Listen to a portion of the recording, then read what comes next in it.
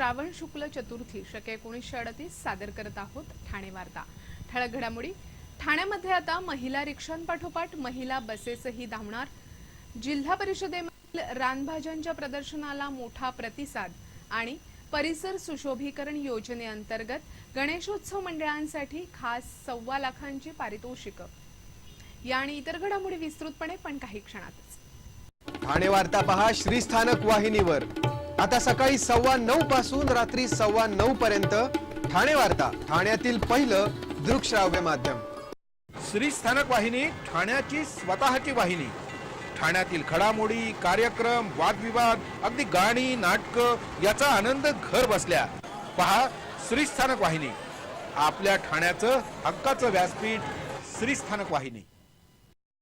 ठाणे वार्ता आता संकेतस्थळावर देखील ठाणेवार्ता.com वर क्लिक करा आणि ठाण्याच्या घडामोडी जाणून घ्या। ठाण्यातील पहिलं ऑनलाईन माध्यम ठाणेवार्ता.com। नमस्कार मंडळी, दर रविवारी पाहायला विसरू नका। नमस्कार मंडळी, आपल्या प्रश्नांचं थेट उत्तर। ठाणे वार्ता पहा श्रीस्थानक वाहिनीवर। आता सकाळी 9:15 पासून रात्री 9:15 पर्यंत ठाणे वार्ता, ठाण्यातील पहिलं दृकश्राव्य माध्यम। ठाण्यामध्ये आता महिला रिक्षांपाठोपाठ महिला बसेसही धावणार आहेत। ठाणे परिवहन सेवेतर्फे खास महिलांसाठी 50 तेजस्विनी बसेस सुरू केल्या जाणार असून यामध्ये महिला वाहक असणार आहेत। परिवहन सेवेच्या प्रवाशांमध्ये महिला प्रवाशांचा मोठा सहभाग आहे, त्यामुळे या महिला बसेस सुरू केल्या जाणार असून आयत्या वेळचा विषय म्हणून परिवहन समितीच्या बैठकीत या विषयाला मंजुरी देण्यात आली।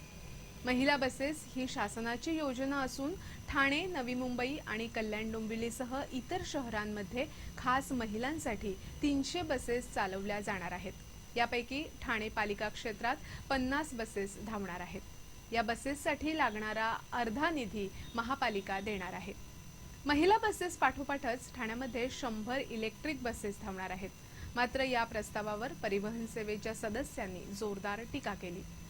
या बस ज्या मार्गावर धावणार आहेत त्या मार्गावर वातानुकूलित बसेस चालवता येणार नसल्यामुळे परिवहनला फायदा होण्याऐवजी तोटा होऊ शकतो असं परिवहन सदस्यांचं म्हणणं होतं।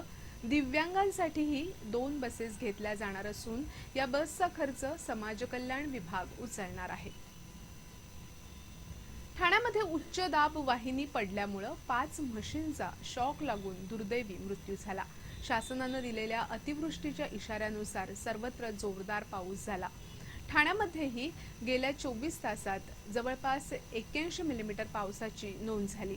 या जोरदार पावसामुळे अनेक ठिकाणी सखल भागात पाणी तुंबण्याचे प्रकार घडले होते, तर पाणी तुंबण्याबरोबरच शहरामध्ये 11 ठिकाणी वृक्ष पडण्याच्या घटना घडल्या। त्याचप्रमाणे ब्रह्मांड इथे महावितरणच्या खांबावरील जीर्ण झालेली उच्च दाबाची वाहिनी तबेल्याजवळ 8 म्हशींवर तुटून पडली। यामध्ये 5 म्हशींचा मृत्यू झाला तर 3 म्हशी गंभीर भाजल्या।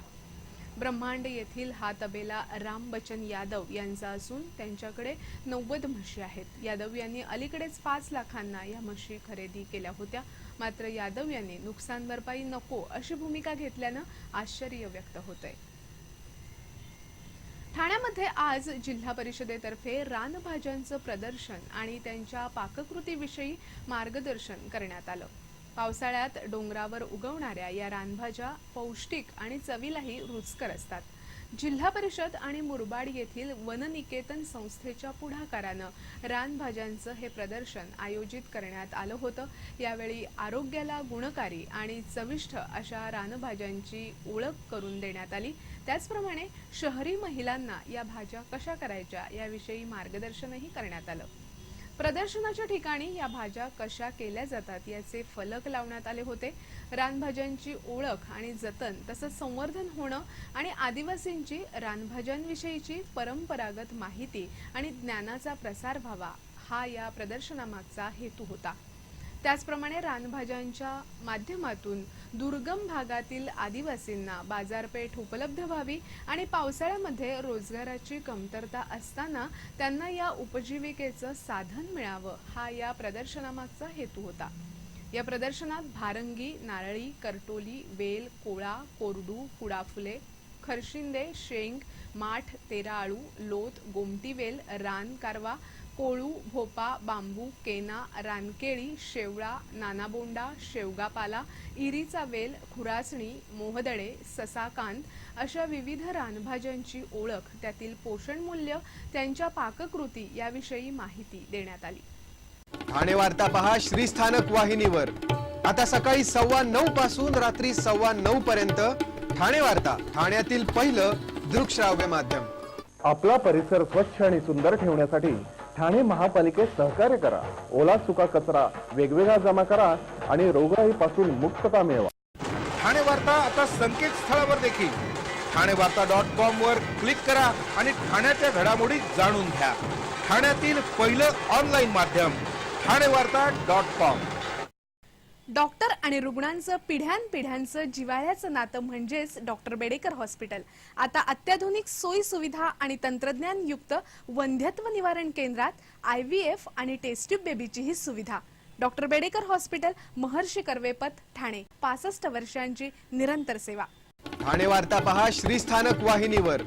आता सकाळी 9:15 पासून रात्री 9:15 पर्यंत ठाणे वार्ता, ठाण्यातील पहिलं दृकश्राव्य माध्यम. परिसर सुशोभीकरण योजनेअंतर्गत गणेशोत्सव मंडळांसाठी 1.25 लाख रुपयांची पारितोषिकं महापौरांनी जाहीर केली आहेत. ठाणे महापालिकेच्या वतीनं महापौर पुरस्कार परिसर सुशोभीकरण योजना जाहीर करण्यात आली आहे.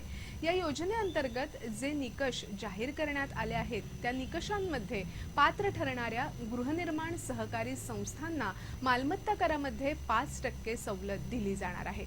त्याच पार्श्वभूमीवर जी सार्वजनिक गणेशोत्सव मंडळं या योजनेमध्ये सहभागी होऊन आपल्या परिसरात ही योजना राबवतील अशा मंडळांसाठी ही विशेष पुरस्कार योजना जाहीर करण्यात आली आहे. या स्पर्धेतील पहिल्या क्रमांकाच्या मंडळाला 51,000, दुसऱ्या मंडळाला 31,000, तिसऱ्या मंडळाला 21,000 शिवाय 11,000ची 2 उत्तेजनार्थ पारितोषिकं दिली जाणार आहेत. या स्पर्धेत सहभागी होऊ इच्छिणाऱ्या सार्वजनिक गणेशोत्सव मंडळांनी अधिक माहितीसाठी प्रभाग कार्यालयांशी संपर्क साधावा असं आवाहन करण्यात आले. शासनानं लागू केलेल्या नवीन निवृत्ती योजनेचा फटका राज्यातील 3,500हून अधिक शिक्षक शिक्षकेतर कर्मचाऱ्यांना बसला आहे. 1 नोव्हेंबर 2005 नंतर नियुक्त कर्मचाऱ्यांना शासनानं 31 ऑक्टोबर 2005च्या अधिसूचनेनुसार नवीन परिभाषित अंशदायी निवृत्ती योजना लागू केली. त्यानुसार खाजगी शिक्षण संस्थेतील अंशतः अनुदानित, विनाअनुदानित पदांवर नियुक्त असलेल्या शिक्षक शिक्षकेतर कर्मचाऱ्यांनाही शासनानं नवीन निवृत्ती योजना लागू केली. मात्र याचा फटका राज्यातील 3,500हून अधिक शिक्षक शिक्षकेतर कर्मचाऱ्यांना बसला आहे. उच्च न्यायालयाच्या निर्णयाला अधीन राहून सरकारनं जिल्हा परिषद, महापालिका आणि नगरपालिका शाळातील शिक्षक शिक्षकेतर कर्मचाऱ्यांना जुनी निवृत्ती योजना लागू करण्याची मागणी महाराष्ट्र राज्य शिक्षक सेनेनं केली आहे. शिक्षण उपसंचालकांनी 2009 साली काढलेल्या आदेशानुसार अंशतः अनुदानित आणि विनाअनुदानित शाळांवर 1 नोव्हेंबर 2005 पूर्वी नियुक्त केलेल्या कर्मचाऱ्यांना जुनी निवृत्ती योजना लागू राहील असे निर्देश दिले होते. असं असताना देखील जे कर्मचारी 1 नोव्हेंबर 2005 नंतर नियमित वेतन श्रेणीवर आहेत त्यांना जुनी निवृत्ती योजना नाकारणं म्हणजे त्यांच्या मूलभूत हक्कांचं उल्लंघन करणारं असल्याचा आरोप शिक्षक सेनेचे अध्यक्ष दिलीप डुमरे यांनी केलाय. दरम्यान शासनाच्या या निर्णयाविरोधात राज्यभरातील शिक्षक संघटनांनी उच्च न्यायालयात वेगवेगळ्या 10 याचिका दाखल केल्या होत्या. त्यावर जुलै 2016 रोजी झालेल्या एकत्रित सुनावणीत मुंबई उच्च न्यायालयाचे न्यायाधीश SS ओक आणि AA सय्यद यांच्या खंडपीठानं महाराष्ट्र नागरी सेवा निवृत्ती नियमांतर्गत जुनी निवृत्ती योजना लागू करण्यासह त्या अंतर्गत येणारे सर्व लाभ देण्याचे अंतरिम आदेश दिले. याचा लाभ राज्यभरातील 3,787 शिक्षक शिक्षकेतर कर्मचाऱ्यांना होणार आहे. या निर्णयानुसार महापालिका, नगरपालिका, जिल्हा परिषद आस्थापनेवर कार्यरत शिक्षक शिक्षकेतर कर्मचाऱ्यांना जुनी निवृत्ती योजना लागू करण्याची मागणी होतीये. शेतातील भाजी ठाणेकरांसाठी या अनोख्या उपक्रमांतर्गत ठाण्यात आज आठवडा बाजाराचं आयोजन करण्यात आलं होतं. या आठवडा बाजाराचं उद्घाटन कृषी राज्यमंत्री सदाभाऊ खोत यांच्या हस्ते झालं. आमदार संजय केळकर यांच्या पुढाकारानं ठाण्यातील गावदेवी मैदानात हा आठवडा बाजार आयोजित करण्यात आला होता. नाशिक, पालघर, मुरबाड या भागातून शेतकऱ्यांच्या दरातील भाज्या थेट ठाणेकरांसाठी उपलब्ध करून देण्यात आल्या होत्या.